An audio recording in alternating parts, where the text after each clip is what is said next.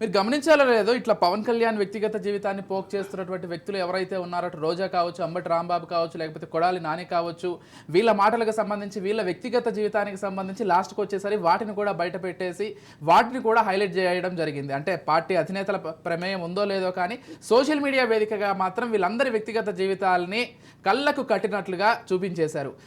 అంటే మళ్ళీ ముందన్నట్లుగా కేవలం స్వయంకృతాపరాధమే అనుకోవచ్చు.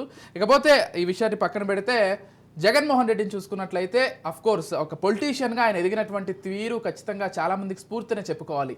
0 నుంచి 151 సీట్లు గత ఎన్నికల్లో గెలిచిన వరకు ఆయన ప్రయాణించినటువంటి ఆ దారి ఏదైతే ఉందో ఒక పొలిటికల్గా చాలామందికి ఇన్స్పిరేషన్గా ఉంటుంది. అంటే ఏమీ లేనటువంటి ఒక వ్యక్తి 0 సీట్లతోటి ఈ స్థాయికి వచ్చారని ప్రతి ఒక్కరూ చెప్పుకుంటుంటారు. ఈరోజు చూస్తున్నట్లయితే కేవలం 14 సీట్లకు మాత్రమే పరిమితమైనటువంటి తీరు ఏ విధంగా ఉండబోతోంది? జగన్ భవిష్యత్తు, జగన్ రాజకీయ భవిష్యత్తు, వైసీపీ భవిష్యత్తు అసలు ఉంటుందా లేదా? ఈ కన్ఫ్యూజన్స్ కూడా ఉన్నాయి. ఎలా ఉండబోతోంది? అంటే నేను ఏం కోరుకుంటానంటే వాళ్ళు చేసినటువంటి తప్పు రేపు పొద్దున చంద్రబాబు నాయుడు గారి ఆధ్వర్యంలో జరగొద్దని నేను కోరుకుంటున్నాను. ఎందుకంటే అసెంబ్లీకి 14 మందితో వచ్చినప్పటికి కూడా వాళ్ళని గౌరవించాల్సినటువంటి బాధ్యత సభ్యులు ఎక్కువగా ఉన్నటువంటి పార్టీ పైన ఉంటుంది. ప్రతిపక్షాన్ని నిర్వీర్యం చేసేటటువంటి విధంగా ఒక్క మాట, అసలు ప్రతిపక్ష హోదా వాళ్ళకి రావట్లేదు. హోదా గురించి మనం అనేది ఏంటంటే ప్రతిపక్ష హోదా వస్తుందా రాలేదా, గతంలో వాళ్ళకి వచ్చిందా రాలేదా పక్కన పెడితే సభ్యులుగా వాళ్ళను ఎట్టి పరిస్థితుల్లో హ్యూమిలేట్ చేయకూడదు. హ్యూమిలేట్ చేసినా, సభకు రాకుండా చేయాలనుకున్నా, సభలో వాళ్ళను ర్యాగింగ్ ఈ విధంగా ఈ మాటలతో చేస్తే వీళ్ళకి వచ్చినటువంటి ప్రాబ్లమే రేపు పొద్దున మీకు కూడా రావడానికి ఆస్కారం ఉంటుంది. కాబట్టి సభలో మీరు ఏం చేయండి అంటే పూర్తి మెజారిటీ, పూర్తి కాదు 90% 80% మెజారిటీ ఉంది కాబట్టి మంచి నిర్ణయాలు తీసుకోండి, మంచి చర్చ జరగనియండి, సమస్య పైన అర్థవంతమైనటువంటి చర్చ జరగనియండి. ప్రతిపక్షాలు వాళ్ళకి తెలియక లేకపోతే గతంలో జరిగినటువంటి తప్పిదాలను ఒప్పుకున్న, మంచి సూచనలు ఇచ్చిన, సూచనలు మంచిగా ఉంటే కనుక తీసుకొని వాటిని ఇప్పుడు పవన్ కళ్యాణ్ గారి లోపల ఆయనకు ఉన్నటువంటి ఆవేశానికి ఇమ్మెచ్యూర్డ్ అనుకున్నారు, కానీ కొన్ని నిర్ణయాలు మెచ్యూర్డ్గా తీసుకుంటున్నటువంటి సందర్భాన్ని మనం దృష్టిలో పెట్టుకున్నప్పుడు ఇలాంటి అంశాలను చంద్రబాబు నాయుడు గారితో పవన్ కళ్యాణ్ గారు కూడా కూర్చొని డిస్కస్ చేసి ఎక్కడ కూడా ప్రతిపక్షంలో ఉన్నటువంటి వాళ్ళని ఇబ్బందులకు గురి చేయకుండా వాళ్ళపైన ఇలాంటి భాష వాడకుండా సభలోకి వాళ్ళని రాకుండా చేసేటటువంటి పరిస్థితులు తీసుకురాకుండా ఖచ్చితంగా మీరు తీసుకునే నిర్ణయాలు చర్చ పైన ఏ జరిగినా సరే చర్చ జరుగుతున్నప్పుడు వాళ్ళని అసెంబ్లీలో ఉండేలా చూసుకోండి, అసెంబ్లీలో వాళ్ళని గౌరవించండి. అది ప్రజలు మిమ్మల్ని ఖచ్చితంగా గమనిస్తారు, మిమ్మల్ని ఖచ్చితంగా ఆదరిస్తారు. అంతేగాని ఈ 14 మందే కదా మేము తోసేస్తాం, బయట తోలేస్తాం అనుకుంటే మళ్ళీ 5 సంవత్సరాల తర్వాత డిఫరెంట్ ఫలితాలు రావడానికి ఆస్కారం ఉంటుంది. మనం ఏంటంటే ఈరోజు మొదటి రోజే శుభం కోరు అంటే ఇలా ఎందుకు చెప్తున్నాం అనే దానికంటే అలాంటి తప్పిదాలు వాళ్ళు చేశారు కాబట్టి మీరు మొదటి నుంచి ఆ తప్పిదాలు చేయకుండా జాగ్రత్త పడండి అనేది ఒక సూచన. అది అవును.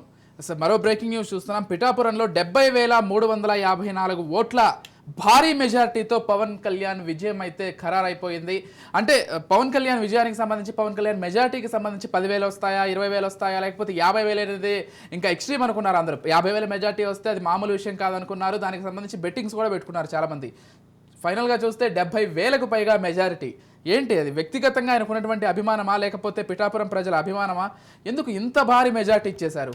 మీరు కొద్దిగా ఇబ్బంది పడ్డారు చెప్పడానికి, కానీ పవన్ కళ్యాణ్ గారు ఓడిపోతున్నారని కూడా చర్చకు తీసుకొచ్చారు. ఎస్, టు బి ఫ్రాంక్, ఎందుకంటే మనం వాస్తవాలు మాట్లాడుకోవాలి. మీరు అడిగారు కాబట్టి చెప్తున్నాను.